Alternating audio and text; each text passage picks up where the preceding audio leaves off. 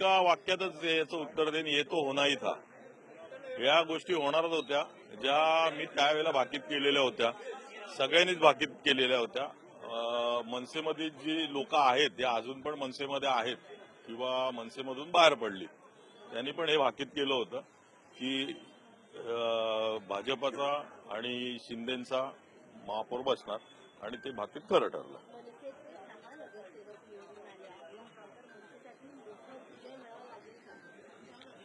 मनसेसाठी मोठा विजय म्हणजे तुम्ही चेष्टा करतायत असं मला वाटतंय. तुम्ही हा प्रश्न त्यांना विचारायला पाहिजे.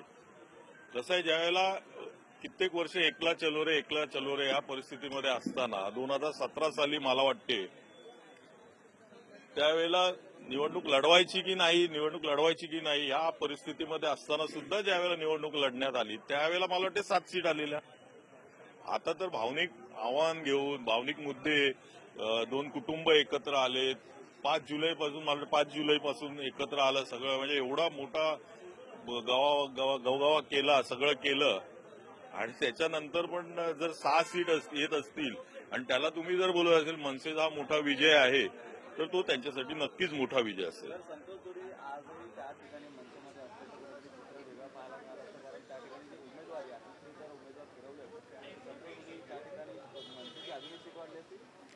नाही, ते आता जर तरची भाषा आहे, त्याला काहीच अर्थ राहत नाही की जर असते तर ते दिसले असते वगैरे, याला काय राहत नाही.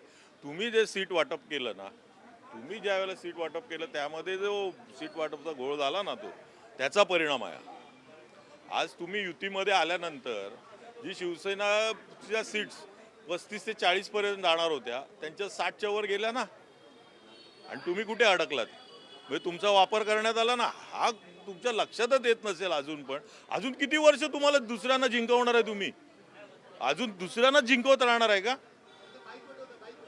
हे झालेलं आहे. दुसऱ्या नका जिंकू, स्वतःसाठी काहीतरी करा. जे कार्यकर्ते तुमच्यावर डिपेंड आहे त्यांच्यासाठी करा. राज ठाकरे आणि त्यांच्या मराठी पक्षाचा पूर्णतः वापर केला असं तुमचं ते म्हणणं? हो, नक्कीच वापर केलेला, आणि हे मी पहिल्यापासून बोलतो, आता नाही बोलत आहे. मला वाटते मी हे पहिल्यांदा बोललेलो आहे. मी ज्यावेळेला पक्ष सोडला आणि मी भारतीय जनता पार्टीमध्ये प्रवेश केला त्यावेळेलाच सांगितलेलं मी की हे वापर करतायत म्हणून. आणि हे स्वतः देवाभाऊनी पण सांगितलेलं, त्यांनी पण सांगितलं यांचा वापर केला जातोय. परंतु ह्यांना जर कळत नसेल तर आपण त्याला काय करणार? मग आम्हाला बोलणार गद्दार आहे म्हणून. मनसेचं अधपतन झालं ठाकरेंसोबत जाऊन. जी मनसे स्वाभिमानानं सगळ्यांचा विरोध करायची, त्या मनसेला कुठेतरी यश मिळण्याऐवजी अपयश अनेक ठिकाणी मिळालं असं वाटतं तुम्हाला? नक्कीच. कारण कसं झालेलं आहे की युती म्हटल्यावर किंवा आघाडी म्हटल्यावर एकमेका सहाय्य करू अवघे धरू सुपंथ असा विषय असतो. परंतु ज्या वळलीमध्ये एक सीट मनसेची होती, त्या मनसेची सीट आली का? ती नाही आली. तिकडे त्यांचा जो हे होता, शिवसेनेचा जो पदाधिकारी होता, त्यांनी आपल्या मिसेसला उभं केलं तिकडे, आणि तिकडे सगळे कामाला लागले. म्हणजे ती जाणून बुजून पाडण्यात आली, आणि तिकडे आली कोणाची? दुसऱ्याचीच आली ना. म्हणजे फक्त आणि फक्त मनसेनी सहकार्य करावं, मनसेनी जीव ओतून काम करावं. तुम्ही ना कॅल्क्युलेशन करा. मला वाटते ना, या हवेत बोलायच्या गोष्टी नाही. तुम्ही आज बसून जर हे केलं, प्रत्येक गोष्ट सीट्स काढल्या, म्हणजे इव्हन माहीममध्ये जिकडे बोलता ना, माहीम वरळीमध्ये ज्या बालेकिल्ला आहे, शिवसेनेचा असेल मनसेचा बालेकिल्ला आहे असं तुम्ही बोलताय ना, तर तुम्ही त्या सीट्स चेक केल्या ना, तर किती फरकाने आल्यात त्या चेक करा. 197 असतील, 400 असतील, 500 असतील. युती केल्यानंतर मोठ्या फरकाने सीट यायला पाहिजे होत्या. तुम्ही शिवसेनेने मागच्या वेळेला 84 होते, त्याच्या वरचा 84 पर्यंत तरी जायला पाहिजे होतं. मनसेने डबल डिजिटमुळे तरी जायला पाहिजे होतं. सिंगल डिजिटमध्येच राहिलेत ना. मग मनसेचा वापरच केला ना या गोष्टी करता. हे तुम्हाला स्पष्ट कळून येते. अजून काय सांगायचं याच्यामध्ये? शिंदेंनी गद्दारी केली नसती तर भाजपला कधीच मुंबई आहे ती घेता आली नसती. संजय राऊतांनी ट्विटर कसं आहे माहिती आहे ना, आता त्यांना वाटायला लागलं काय, त्यावेळेला त्यांच्याबरोबर जो अन्याय करत होते, जसा आमच्यावर गेला तसंच त्यांच्यावर अन्याय केला म्हणून ते बाहेर पडले ना. ते बाहेर पडले म्हणजे गद्दार झाले. आणि तुम्ही बाहेर पडला त्या आता याला, तर तुम्हाला गद्दार बोलायचं नाही का? दुसरे कोण कंटाळून बाहेर पडले. शेवटी प्रत्येकाला मार्ग असतो ना. किती सहन करणार ना, लाता बुक्क्याचा मार रोज सहन करणार काय? शेवटी कंटाळून बाहेर पडतो ना माणूस. किती टोमणे मारणार, किती त्यांना बाजूला ठेवणार. प्रत्येक प्रक्रियेमध्ये त्यांना पण बाजूला ठेवत होते. म्हणूनच सगळे आले नाही. काय शिंदे साहेब स्वतः एकटेनं बाहेर आलेत, 40 जणांना घेऊन आले आणि 40 आमदार. आमदार म्हणजे काय झालं, कधी कार्यकर्ते घेऊन बाहेर पडले?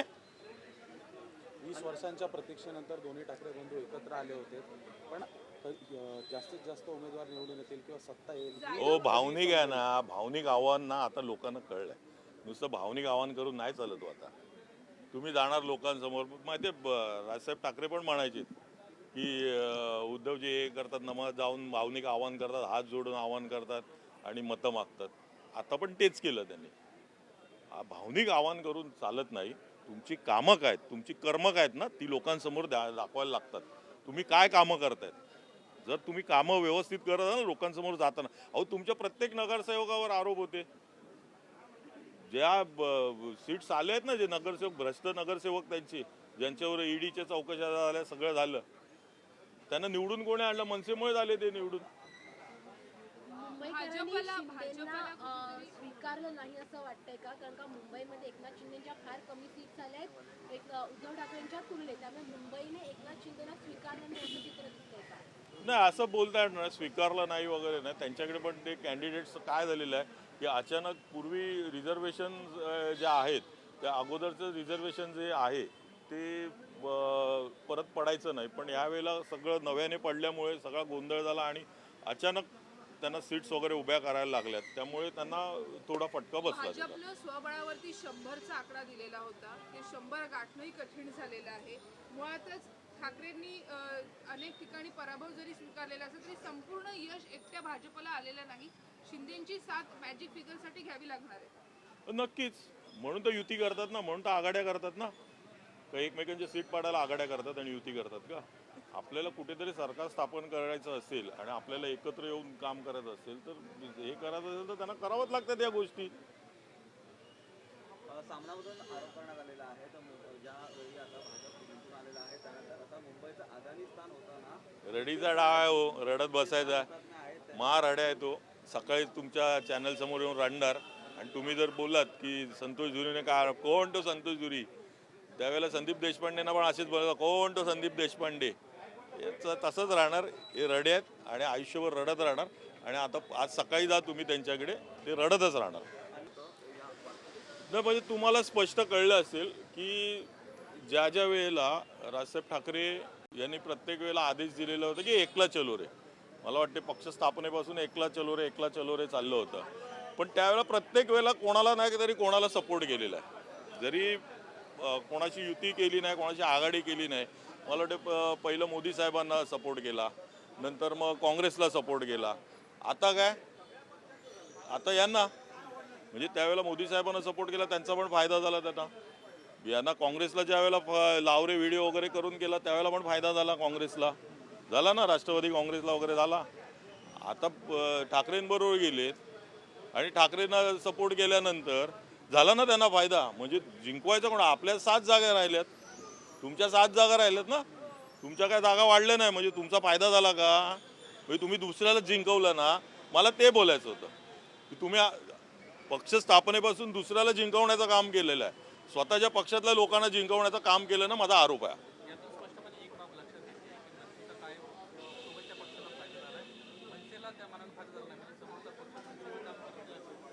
100%. तुम्ही मागाशी म्हणालो ना, वरळीची सीट बघा, भरपूर सीट आहे. आता मी जिकडे माझं लक्ष होतं तिकडच्या सांगतोय मी, जे मी बघितलेलं आहे. आता ज्या वेळेला बघू आपण कुठे कुठे मनसेच्या सीट पडलेल्या आहेत आणि यांच्या सीट ज्या काटावर आलेल्या आहेत त्या कोणामुळे आलेल्या आहेत हे तुम्हाला स्पष्ट कळेल. 194 मध्ये 462 का 68 मतांनी निवडून आलेलं आहे. इकडे 20 इकडे उभ्या आपण, इकडे 197 मतांनी निवडून आलेली आहे सीट. याच्यावर तुम्हाला कळेल ना, मनसेने आपलं आदेशाचं पालन केलेलं आहे आणि जोशाने कामाला लागलेले आहेत आणि त्याप्रमाणे मतदान पण झालेलं आहे. पण सेनेचं मतदान झालेलं आहे का मनसेच्या कार्यकर्त्याला किंवा उमेदवाराला? नाही झालं आहे. हे स्पष्ट चित्र दिसते. आता निवडणूक झाली, परंतु ठाकरे बंधूंचं युती टिकेल का? आता जर मी म्हटलं ना की वापर करून घेतलाय आणि वापर करून घेतल्यानंतर ठेवतात का? बाकीत केलाय, वापर करून कोण कोणाला ठेवत नाही. हा, तुम्ही युती केली आणि तुम्ही चांगल्या मानसिकतेनं युती केली असेल ना तर ती टिकते. वापर करून जर घेतला असेल ना तर नाही टिकत. ठीक आहे.